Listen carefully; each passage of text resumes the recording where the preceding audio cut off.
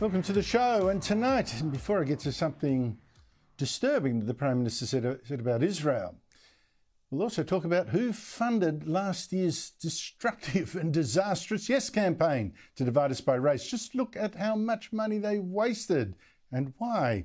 Plus, economists warned that up to a third of all the jobs created under the Albanese government, which was boasting about today, are related to its monster National Disability Insurance Scheme, which is now dangerously out of control.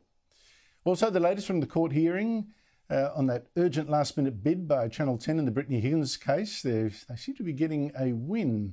And Harry Potter author J.K. Rowling dares Scotland's police to arrest her after new laws making it a crime to make transgender people feel insulted and hated. To make it easier for the police, she actually released pictures of the transgender women she insists on calling men. And should politicians be fined for behaving badly in Parliament, or is that just too dangerous? All that and even more coming up. But first, a disaster for Israel and an absolute tragedy for an Australian family. Zomi Francom, Zomi to her friends, was an Australian aid worker killed in Gaza yesterday as she brought food to Palestinians. Killed, it seems, by an Israeli missile, which looks the most likely explanation given the hole in the roof of the vehicle. Her passport and body were shown by officials of Hamas, the terrorist group that runs Gaza, and Prime Minister Anthony Albanese demanded Israel explain a death he called unacceptable. Zomi Francom was an Australian aid worker working for the World Central Kitchen. This is someone who volunteered in Australia to help people during the bushfires. This is someone who was volunteering overseas to provide aid through this charity for people who are suffering tremendous deprivation in Gaza. And this is just completely unacceptable.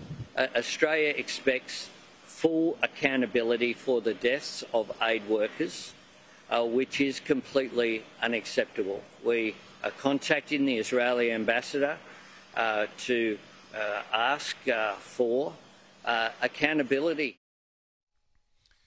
Now, calling in the ambassador even, that's a hostile act, but some things do need to be said about this, especially after the way Albanese seemed to imply Israel is deliberately murdering aid workers, or it needs to explain itself. Now, the first, of course, is yes, we do need answers. Absolutely, this death is tragic.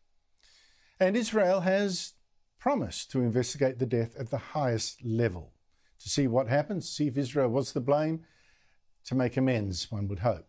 Now, Francom was one of 5 aid workers killed in a strike on a convoy as they drove from North Gaza to Central Gaza.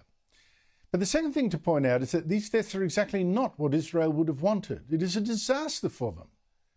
The presumption should actually be that this was a terrible mistake in a conflict zone, especially since Israel has cooperated with Francom's charity in the past.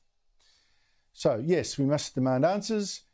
We should question how carefully Israel's defence forces selects its targets. Absolutely. But we should also see the context. That's the third point. See the context and the danger here of using what seems to be a dreadful and even careless mistake into more anti-Israel propaganda and help Hamas to keep fighting. I mean propaganda that includes a report that we ran just today from Britain's Sky News, no relation to us. We just run some of its overseas reporting. This propaganda that obscures what care Israel does take to avoid innocent deaths like this as it fights Hamas, which, let's never forget, actually started this war on October 7 by slaughtering 1,200 people, raping women, taking about 250 hostages, and murdering, not accidentally, but deliberately, an ambulance driver and also an Arab paramedic who was trying to help the victims. Now, this British Sky News report today was about Israel's operation against the Hamas unit which had taken over the Al-Shifa hospital in northern Gaza, hiding even in a maternity unit, knowing Israel will be vilified, is being vilified now, if it killed the human shields that were in there. This is how that report today started, in a tone dripping with sarcasm about Israel. Surgical and precise. That's what this is in Israeli military terms. Gaza's biggest hospital is no longer. This the result of a 2-week-long assault by the Israeli military, which they are lauding as an exemplar in military operations. Now then, the reporter was not there and relied on a Palestinian TV crew reporting from a territory run by Palestinian terrorists who kill the people that criticise them, talked about the alleged patients found in the hospital after Israel wrapped up its operation there after 2 weeks. Sky's Palestinian camera crew was with them. "I can't speak," says one boy. He was hit in Hamad Street, his relative explains. Both his legs are injured. The child had no treatment for 15 days. 15 days of no treatment. That seems odd to me because, well, if it's true, why did they actually stay in that hospital? Israel says it repeatedly urged and did help patients to leave and killed none there. It showed how it ferried in medical supplies and food as well, also evacuated patients to its own field hospital that it set up ahead of the operation. Now, did this report fall for Hamas propaganda? And then the reporter interviewed a doctor we've heard interviewed many times now, included by our ABC, a British Palestinian doctor working in Gaza, who claimed that an Israeli sniper had actually killed one of the doctors in Al-Shifa hospital and went on to accuse Israel of killing, frankly, unbelievable numbers of children, numbers that some statisticians say are just made up by Hamas. It's not statistically possible. These people have killed 14,000 children.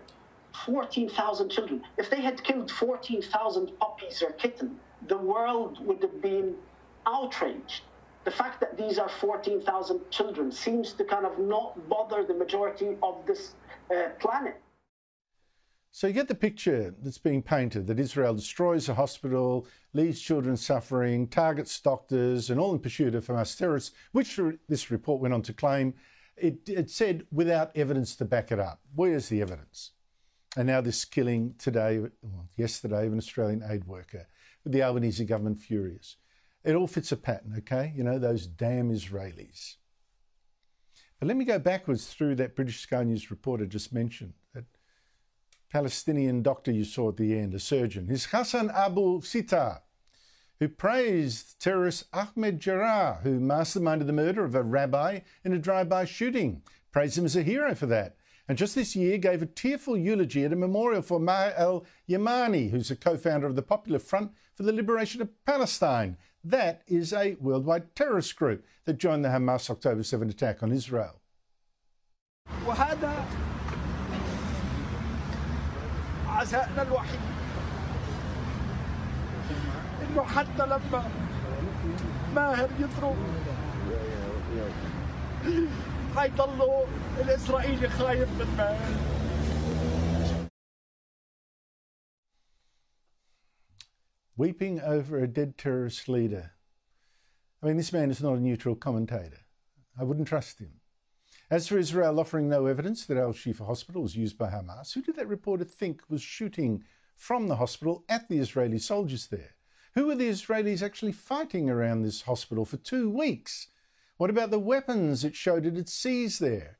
And the senior Hamas officials it says it found there and named as killed in the battle for Al-Shifa, or the ones it named among the 500 terrorists it captured there. What did this reporter think all those fit young men were doing at this hospital? So yes, Israel is right to hail the battle for Al-Shifa as a brilliant example of how it now fights an enemy that uses its own people as human shields, even in a maternity ward. It killed some 200 terrorists, it says. It captured another 500, while losing just a couple of its own soldiers and killing not one doctor or patient. Again, it claims. It claims. Now, I go through all that not just to show you the tidal wave of anti-Israeli propaganda, including in the media, that's now overwhelming Israel. I'm also pointing out that Israel could just have bombed that hospital flat in 5 minutes if it really didn't care about Palestinian lives, if it really was as heartless as we're seeing the critics say. But it didn't. Now, this is the context of the tragic death yesterday of Zami Frankom in a war zone where Hamas hides among medics and nurses and wears no uniforms, pops up from around a corner, bang, you know. You try fighting in an environment like that as carefully as Israel does. And now at this stage, therefore, we should lean to this being an accident of war. And the Prime Minister's aggressive language against Israel, was, in my opinion, unfair and inflammatory.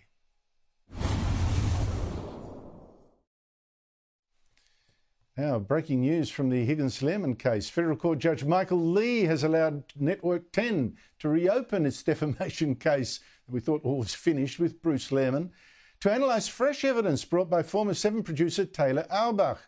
Now, Justice Lee told the court this afternoon it is unlikely he's going to deliver judgment in the matter on Thursday as it planned.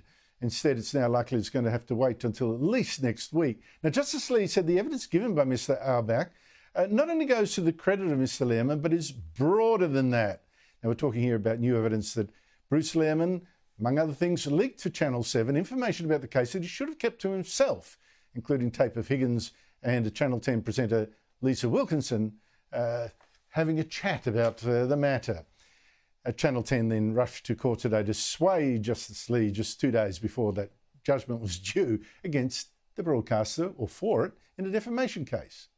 Now, Channel 10 and Wilkinson have been sued by Lehrman, former Liberal staffer, for, he said, implying that he really raped fellow staffer Brittany Higgins in Parliament House, identifying him enough to his friends and colleagues to know it was him. Higgins claims she was raped. Lehrman denies it's never been proved. But, you know, in this defamation case, it's about the balance of evidence, a much lower standard of proof. And Justice Lee has already said, even before this, he had trouble believing either Lehrman or Higgins, some of their evidence. Anyway, just before he was about to deliver his verdict, along came Channel 10 saying, wait, and now we must. Joining me from the Federal Court is Sky News senior reporter and presenter Carolyn Marcus. Carolyn Marcus, this has been absolutely fascinating. What is this new evidence exactly that Channel 10 showed Justice Lee? Well, what we heard today, Andrew, was that this new evidence centres on more than 2,300 pages of documents that have been provided by Taylor Auerbach, the former Spotlight producer, to the court. Now, it's central to these pages are private text messages between Brittany Higgins and her then boyfriend, Ben Dillaway. At the time she alleged the rape had taken place, that are said to be highly personal, deeply personal messages. As well, there are text messages between Ms Higgins and Lisa Wilkinson's husband, Peter Fitzsimons, that relate to a book deal he was helping to arrange for her. There's also alleged evidence about benefits that were paid or given to Mr Lehrman as part of his courting by Channel 7 in order to get him to agree to be part of the Spotlight interview and as part of the contract that was later drawn up. And these include massages that have been the subject of many headlines over the past week or so, as well as expensive dinners, including, even the judge remarked, a tomahawk steak that was bought for Mr Lehrman by Channel 7. Now, 10 has brought in this extraordinary 11th hour bid to have the case reopened. As you mentioned, that succeeded in court today. And they say that's because this evidence goes to issues of both the credibility of Mr Lehrman and towards a potential, what they say could be abuse of process. Now, the lawyer for Channel 10, Matthew Collins, KC, said that this evidence does go to his credibility, that it was very embarrassing what he had put out to the Spotlight program, including that 5 hours of audio recording between Lisa Wilkinson and Ms Higgins. He said it can only be calculated to put pressure on witnesses and parties. It is, in our submission, the definition of abuse of process. In response to this, Matthew Richardson, SC, who is Mr Lehrman's barrister, argued that this new evidence should not be admitted. He said that the issues of credibility had already come under question by the judge who had raised concerns about them. He said both principal witnesses in this case, and he's referring here to Mr Lehrman and Brittany Higgins, are alleged by both sides to have told dozens of lies, which Your Honour has remarked on. But ultimately, Justice Michael Lee has agreed to reopen the trial and hear this new evidence, including calling on Mr. Auerbach to be put on the stand on Thursday. Now, that was the day he was due to hand down his judgment in this matter. Instead, all the parties in this case will have an opportunity to cross-examine Mr. Auerbach about these fresh claims. Now, it was also brought up in court today, Andrew, by Mr. Lohman's lawyer that according to some of the information he's seen, that Mr. Auerbach left Channel 7 due to a psychological injury. And he also put before the court the fact that he has made some bizarre appearances in the public in recent days. So there's no doubt there will be some fierce cross-examination of this new witness when he is called before the court.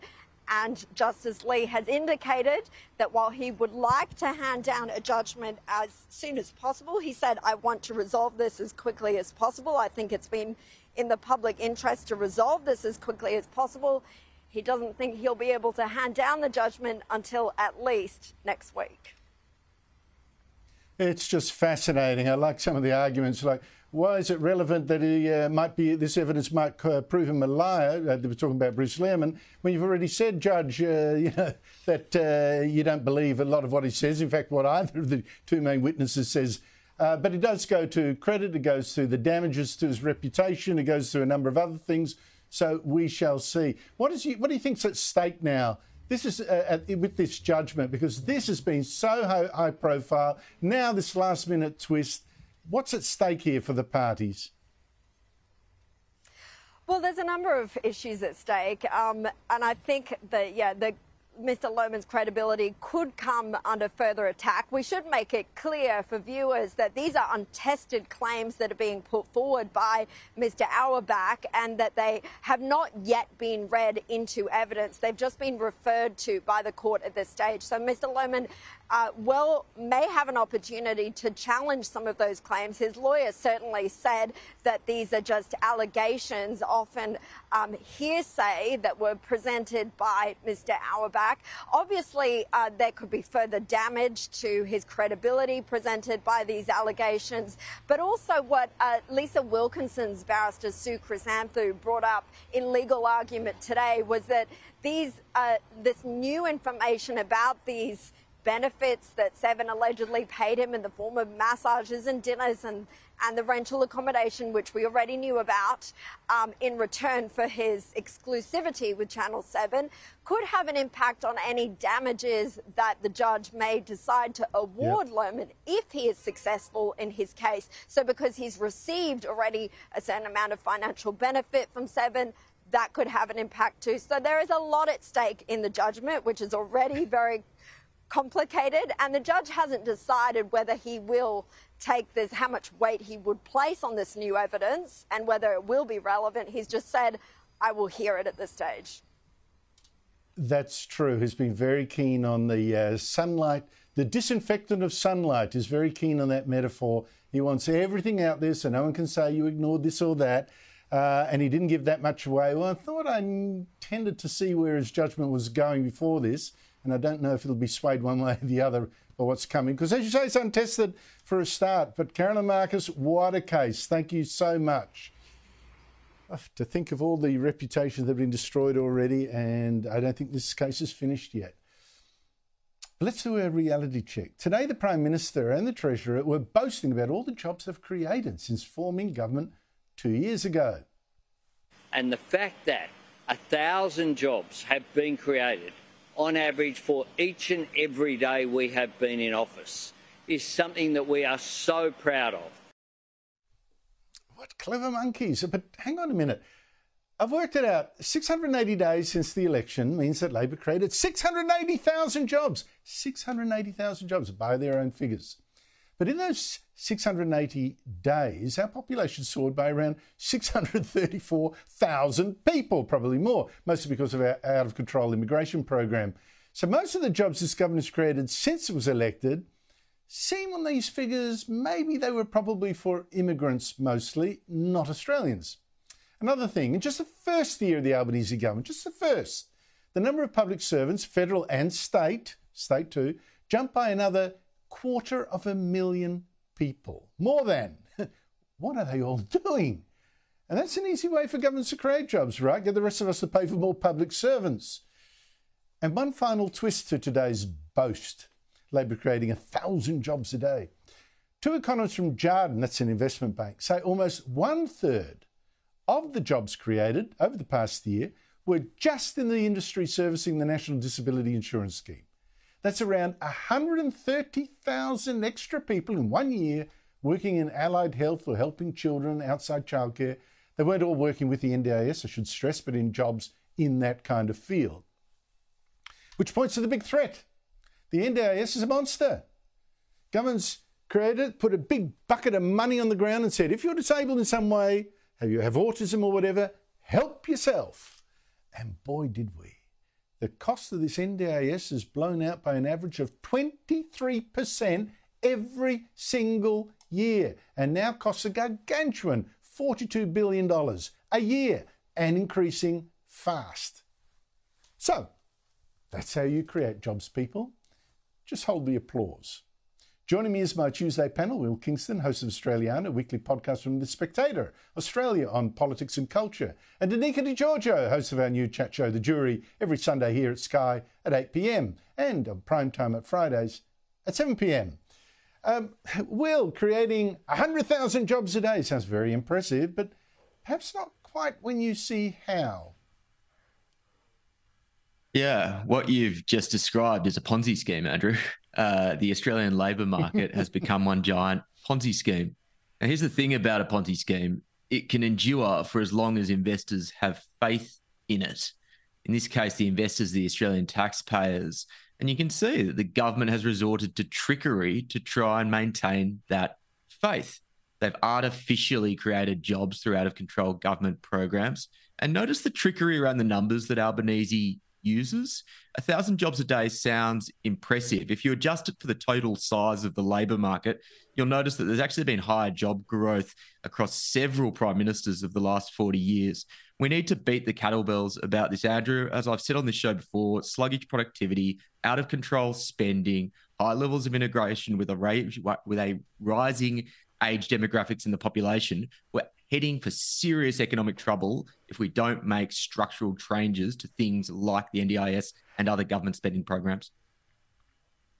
But Danica Di Giorgio, I want to rush you to perhaps a more sexy topic. This one, the list of donors to the yes and no campaigns for The Voice last year, now been released by the Electoral Commission. And guess what? The Yes campaign got 5 times more money when it comes to just the big donations than did the No campaign, and still lost. The Yes campaign got $58 million, the No campaign just 22, and the Yes campaign still got smashed. I find this strangely reassuring, don't you? Oh, absolutely. I mean, isn't it fantastic that 60% of us, Andrew, voted no to Labor's divisive voice referendum? And the proof is now in the pudding, isn't it? Because all of those donors have egg on their faces, spending $50 million. What a waste of money right down the drain. I'm sure some of those CEOs are probably thinking, what were we doing? But look, it presents a broader issue, doesn't it? And what does it tell you? That CEOs, executives, the suits in their air-conditioned offices, they are so out of touch with customers. I mean, some of those companies listed there, ANZ, Commonwealth Bank, they have put millions into this campaign. Why? Virtue signalling. They want to tell us what we should think, how we should think, and how we should vote. Quit with the virtue signalling. We saw what happened with Brad Banducci of Woolworths. He was the first scalp to go. And quite frankly, Andrew, we're sick of these woke corporates trying to interfere in our lives, and the proof is in the pudding. I think that's absolutely correct. I do think this was a revolt against the elites in part. But you touched on a point. Will, the single biggest donor to the Yes campaign was the Paul Ramsay Foundation, $7 million. Even though Paul Ramsay, who I met once, was a Conservative, was a friend of Tony Abbott, friend of John Howard, asked to meet me. How conservative do you have to be? He would have hated this use of this money after his death. And then the ANZ Bank misspent $2.5 million of its shareholders' money in the Yes campaign. Woodside, Commonwealth Bank, Westpac, Wesfarmers, BHP, Rio Tinto, all donated around $2 million or more. Woolworths, $1.5 million. They lost the lot, and not one of them as far as I can tell, ask their shareholders first if this was the best use of their money. That seems to me an abuse of their power. Of course it is. And you know what annoys me the most about this is that this will go down on the balance sheet under charitable donations. They'll get a tax write-off for this money. It should go under the marketing line of the balance sheet. These were blown brand campaigns. It's not even that hard to see. Qantas had it slapped on their bloody planes. Like, this was a really failed attempt to try and look virtuous, exactly to Danika's point, and it backfired massively. This shouldn't have tax exempt status because this really was being driven by virtue signalling CEOs and CMOs. And to Danika's point, it highlights the dangers of woke capitalism as opposed to focusing on shareholder value. Now, let's not forget, what was it that the Albanese government spent on this referendum? About $450 million. I mean, what a waste. It's a tax on stupidity, which I wouldn't really mind, except, of course, taxpayers paid for the Albanese government's share of that money. Here's something that worries me, Danica, although I'm guessing maybe most viewers will love the idea. Politicians misbehave, maybe offend their staff, or they bully them, or they discriminate, or whatever, harass them, could be docked up to 5% of their salary, or even suspended from Parliament under a plan to create a parliamentary, independent parliamentary committee. And this, of course, follows claims which were never proven in court by Brittany Higgins that she was raped by a colleague and her bosses were mean to her, which they also deny, by the way. Now, the politicians will be punished if that's recommended by an independent parliamentary commission backed by a voting parliament. I don't know about this, Danica. I thought this was a job for the voters, keeping the politicians in line, not for commissars or rival politicians.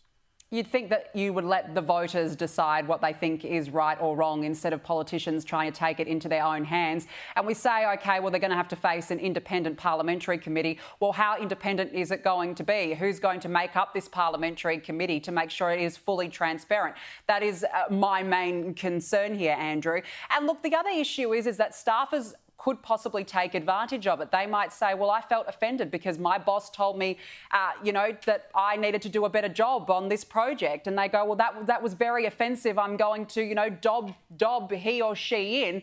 And then suddenly they're hauled in front of a parliamentary committee and found that their pay has been docked. And I have no doubt that people will try and take advantage of this. What I do think, though, Andrew, is it may make people think twice about their behaviour towards other staffers, perhaps more in a discriminatory way. A sexualised way, but overall, I just think let the voters decide.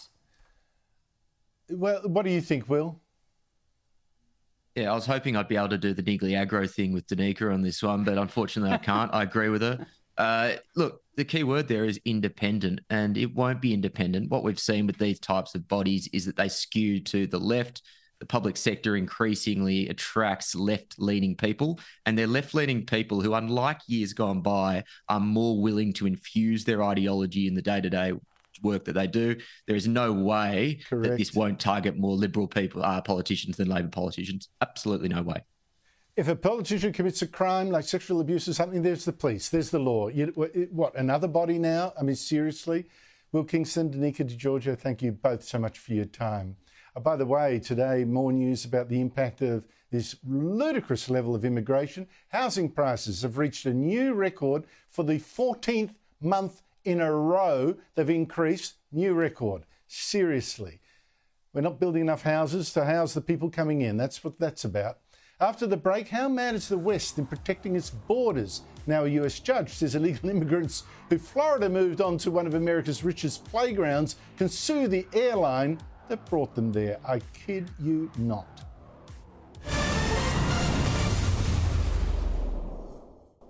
It's not just us that's hopeless at this. Around the West, governments are showing they're just as bad, even worse, pushing back against this massive wave of illegal immigrants. Here, for instance, the Albanese government last year set free 149 illegal immigrants, including murderers and assassins, pedophiles, sex offenders of all kinds, thieves, drug traffickers, thugs, when the High Court said it either had to send them back to their home or let them go if it couldn't. But in the US, it's even crazier, if possible.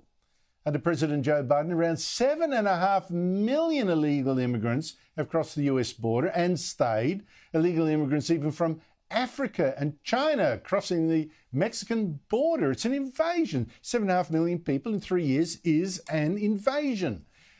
But you look at two court decisions there in the past week. One, a judge has just ordered the release of these illegal immigrants who shoved past Texas Army National Guard to get into the US. And another judge has allowed other illegal immigrants to sue the airline that the Florida governor, Ron DeSantis, used to fly them from Florida to the rich playground of Martha's Vineyard up in Democrat-run Massachusetts so the rich left up north could share the pain of the border states down south. Joining me is Sean Spicer, the first White House spokesman for US President Donald Trump. Sean Spicer, always great to be joined by you. Listen, these two judgments, what do they tell you? They say a lot about our priorities, don't they? I mean, the idea that we're telling people who came into this country illegally that they can sue for getting flown to Martha's Vineyard. Now, I grew up in New England. A lot of my friends, and still to this day, save for a trip to Martha's Vineyard. The idea that you can now sue for having been sent there is quite ridiculous. I think, look, we have seen a broken judicial system. We're now rewarding people who come into this country, break our laws, and in theory, allowing them to benefit financially from doing this. It really questions where we're headed as a country. Well, I just simply don't understand the judgment. I mean, they're saying they were humiliated, made a public display of, etc., by being flown to Martha's Vineyard. I mean, seriously, didn't they actually cross a border illegally in order to join the wealth of America? It's handed to them on a plate, and they're still not happy. Well, it's not that they're just not that happy. I mean, we lost one branch of government when this administration started encouraging people to come in and break our laws and rewarding them. But when we see the judiciary start doing the same and encouraging people to give them carte blanche to sue and to financially benefit from breaking laws and being sent to somewhere that most Americans would kill to get sent to, save up to get sent to, it just shows you how backwards our thinking is becoming as a country. And I do worry about where we go from here. Well, I also think the Texan judgment is also very dangerous. If a judge is now saying, well, if you can push past or physically overwhelm our border guards and get into America, then, you'll be released. I mean, what message won't a lot of other illegal immigrants take from that? How much, with judgments like this too, and 7.5 million people coming inside America, staying in America in just Joe Biden's 3 years, how big an issue is illegal immigration now in America? Let me just back up and remark on what you just said. The people in Texas who came into the country illegally, and I think I mentioned to you this last time, there are 28 legal ports of entry in Texas where you can come present yourself for asylum. In many of these cases, they're cutting through wire. They're going through ports of entry, sneaking into the country illegally, not even abiding by the rules. Then in this particular case, National Guardsmen, military members from our country stopped them, told them to, not go any further, that there was an additional barrier there. They hurt and violently attacked these National Guardsmen, and now they're being told, these people who came into the country illegally, that they're the ones who can sue the guardsmen. Right. So it's one illegal act after another that is being committed. And yet the message that's being sent, as you noted a minute ago, is, hey, not only come, but you're being welcomed. You're going to be provided, gift cards and housing and travel. And now you can actually probably sue anyone who detains you. The bigger question that you're asking, Andrew, and this is what you're getting at, is what's really happening in this country. And I think that we have realized that the Democratic Party in this country has recognized that their future growth is dependent on becoming the party that aligns itself with people who come into the country illegally and befriending them and saying, we're the ones who allowed you to come in, we're allowing you to stay, and we're going to fight for your citizenship. There's several methods that this is going to manifest itself in, but the most recent immigration bill that they pushed would have allowed for not just judges, but what they're calling immigration officers to grant asylum on the spot. Once you have successfully applied for asylum, it's a 5-year path to citizenship. Once you have citizenship, you can vote. But remember, most of these people, up until that point, were just coming into the country, falling into the areas. But the bigger point that people have to understand who may not live in America We do a census every 10 years. And we count the number of people in states. Notice I didn't say citizens. It's the number of people. So if you flood the zone and bring in all these people into California, they then, when they go to divvy up how much federal dollars they're entitled to and how many members of Congress they're entitled to, it's not based on how many citizens live in California, but how many people. So whether you're legally here or illegally, you still count for the number of congressional seats that California or any other state would be awarded. And then your proportion of federal dollars is driven by the amount of bodies that are in that state at that time. So there is an encouragement by folks on the left to flood the zone and to bring these people into their state because it means more federal dollars from the government and it means more representation. So there's a method to the madness here that they don't want to tell you about. And also 7 million potential Democrat voters.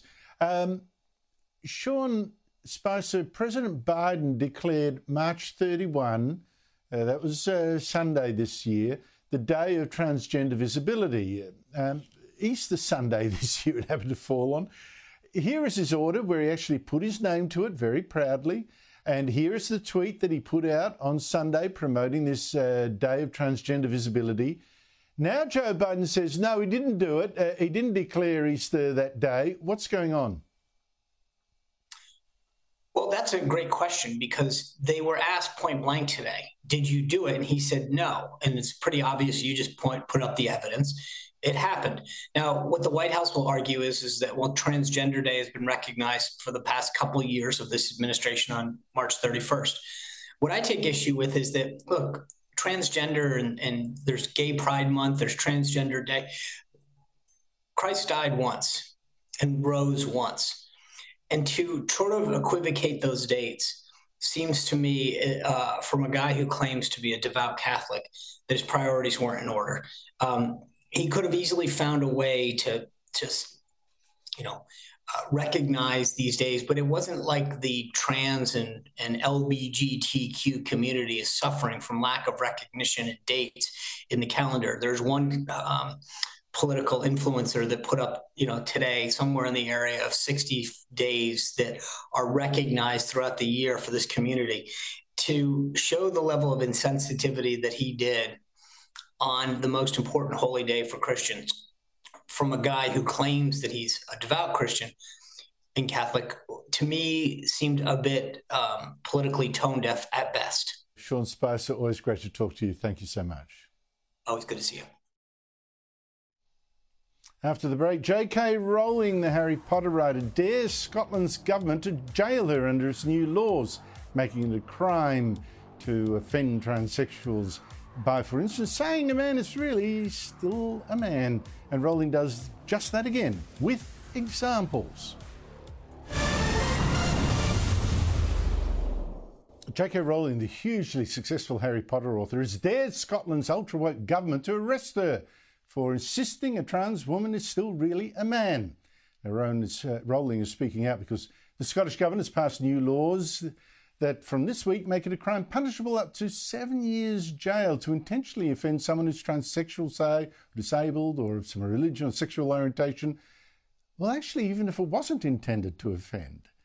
But for someone who is transgender, it would be, I quote, if it's a reasonable person who considers the conduct threatening or abusive, then you could face jail. Well, if that's the measure, wow, who wouldn't face jail? I mean, really. Well, Rowling has not putting up with it. She's tweeted, the new legislation is wide open to abuse by activists who wish to silence those of us speaking out about the dangers of eliminating women's and girls' single-sex spaces, the grotesque unfairness of allowing males to compete in female sports, the injustice of women's jobs, honours and opportunities being taken by trans-identified men, and the reality and immutability of biological sex. Freedom of speech and belief are at an end in Scotland if the accurate description of biological sex is deemed criminal. She says, I'm currently out of the country, but what I've written here qualifies as an offence after the terms of the new Act.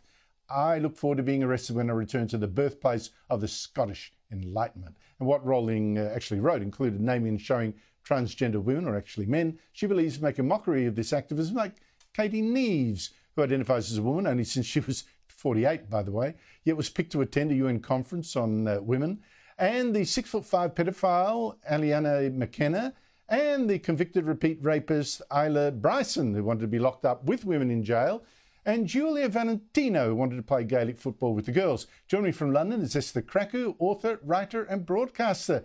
Esther, has J.K. Rowling now broken this new Scottish law with her post? Well, we'll have to wait and see. I was hoping she would say when she'd be back in Scotland so we could see police circle her house potentially. I mean, the likes of India Willoughby have also attacked her. Actually, funnily enough, J.K. Rowling tweeted India Willoughby's attack on me. So India Willoughby, this unfortunate, really destitute transgender woman, tweeted at me, calling me a nasty B word, a female dog, should I say, and that I wouldn't get anywhere in my career if it wasn't for all the woke nonsense. And J.K. Rowling quote tweeted that and said, wow, look, what an exciting example of female empowerment to have this biological man tear down this woman. Look, at the end of the day, this law is completely impractical. Who defines a hate crime is now in the hands of a small group of people who will no doubt pander to these activists. I don't understand how the Scottish government thinks it's a good idea when there are real problems in Scotland to be dealing with. I mean, Nicola Sturgeon's constituency has repeatedly had the highest drug deaths in Europe for the last 5 years. It is completely ludicrous. You have, and the points that J.K. Rowling is bringing up are very valid. Over 70% of trans-identifying people in prisons are in there for sexual offenses. The idea that for some reason now you have this protected group of people that can sue people for feeling offended, and the police are forced to take action, which, by the way, is completely baffling to me because they're basically no prison spaces in Scotland, is ludicrous. And unfortunately, I feel like J.K. Rowling will become the poster girl for this sort of legislation. I do believe that at some point she will find herself on the wrong side of the law because this legislation is completely impractical. You have to be able to assert certain truths without fearing that the police are going to arrest you because someone could be offended. Well, that's the thing, sir, because it will have that chilling effect. There are not many people who have the guts of J.K. Rowling, and they'd rather keep out of trouble than face being put in the slammer for stating the obvious that medical and biological texts have said for centuries. But there is an out. Bring you good news. It's reported that police have promised the famous Edinburgh Festival they won't arrest actors or satirists under this law. So I guess, Esther, if you go up to Scotland and you put yourself in the Edinburgh Festival as a comedy act, and then you can say what you like, that men are men, whatever they may call themselves. But really, is that a practical way to guarantee safe speech by pretending you're a comedian? Of course not. And the fact that they think this is some sort of get around is completely ludicrous. This is what blows my mind. So I can say whatever I want, so long as I say, oh, I'm just kidding, by the way, at the end of it. So if someone is offended, they can just say, oh, I didn't find Esther's joke very funny. I mean, it's completely ridiculous. And unfortunately, they're going to end up arresting, most likely, people of minority backgrounds who don't come from a culture where they censor themselves. I mean, if I really wanted to get nasty with this, I could just say, look, I'm Ghanaian, I'm from West Africa, I'm not used to holding my tongue, this is what I really believe, and if you arrest me, it's racial and ethnic discrimination. And then what are they going to do? Their heads are going to explode because they don't know who to discriminate against more. So it's completely impractical. Esther, you face a moral challenge. I've never known you to play the gender card, but now you're hinting you might. I don't know how I'm going to deal with you if you do that. Oh, Esther, what a moral dilemma these laws put us in. Thank you so much for your time. After the break, Queensland orders schools now to be more woke, and they're all at it. I'll talk to a union that says enough is enough. Queensland's Labor government has decided to just tweak the laws on schools, which sounds so innocent. But then I read through the minister's explanations and, whoa, this is actually about doing things like introducing a new appeal right for kids getting lots of short suspensions, removing the use of gendered language like he, she, his, him, her, and acknowledging wellbeing, inclusion and diversity, whatever that actually means. Joining me is Edward Schuller, who's the State Secretary of the Teachers Professional Association of Queensland, the rival to the bigger left-wing Teachers Union. Edward, thank you for your time. What is your problem with these changes? It's good to be back on the show, Andrew.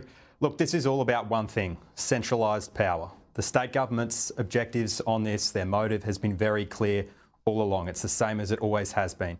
It's about ripping away local decision-making from schools and giving it to a bloated bureaucracy. They want to increase the size of that so that they can reinforce the centralised system, which is dysfunctional, and people are starting to wake up to it. But they want to centralise it even further so that they can continue to profit politically and financially from it. It is a disgraceful bill. Well, look at the very things I've identified, like letting a student keep now appeal the number of short suspensions they're getting. What's wrong with that? Well, it's a decision for local schools, firstly. It shouldn't be made by a distant bureaucrat, which this would be. It would be made by a distant bureaucrat so far away from the actual school, so far away from the community that would be actually affected by those decisions. And essentially, it means that decisions like that will take longer, as they always do when you're dealing with a bureaucracy. And it means that people on the ground in schools don't actually have decision-making power.